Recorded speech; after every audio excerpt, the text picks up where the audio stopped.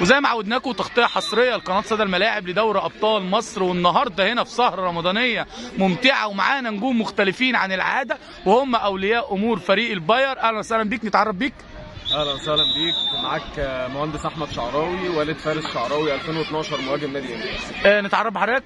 محمود زينهم مهندس في شركه عامل جروب، والد عبد الرحمن بيدو حارس مرمى نادي انبي. كنا عايزين نعرف انطباعكم النهارده اجواء دوري ابطال مصر، يمكن النهارده في ثالث يوم في سهره رمضانيه هنا في دوري ابطال مصر، الاجواء بالنسبه لكم شيء كويس هنا اجواء دوري ابطال مصر؟ طبعا حابين نقول الاول رمضان كريم على الناس كلها وكل سنه وانتم طيبين.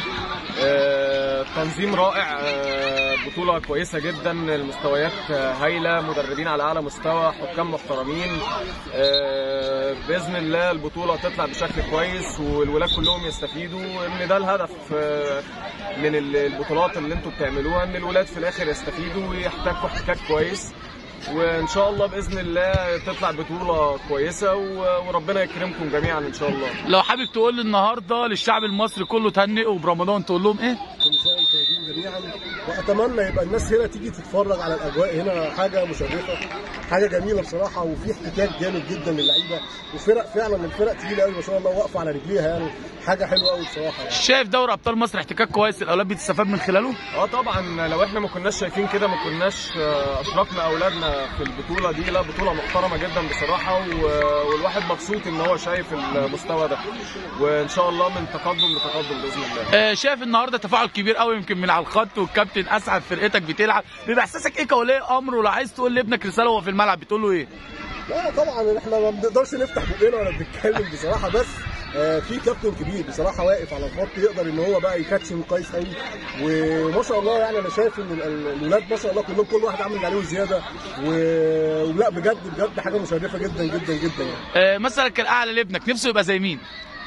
نفسي يبقى هو اللي هو عايزه.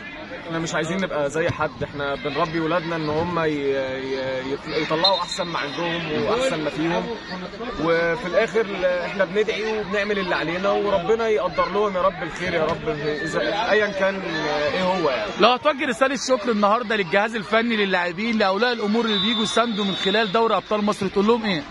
لا طبعا احنا بنشكرهم جدا جدا على التنظيم الهائل، ولو انت حتى قلبت الكاميرا كده هتشوف المنظر الجميل ده بصراحه، اولياء امور واقفين بكل شياكه وكل احترام، واقفين يعني منبهرين بصراحه من الاداء اللي الولاد واولادهم فيه، فيعني لا بصراحه حاجه جميله جدا جدا جدا يعني. نتمنى لكم التوفيق فريق اولياء امور فريق الباير، ونتمنى لكم التوفيق، وانتظرونا وتغطيه خاصه لقناه صدى الملاعب لدوري ابطال مصر. شكرا جدا.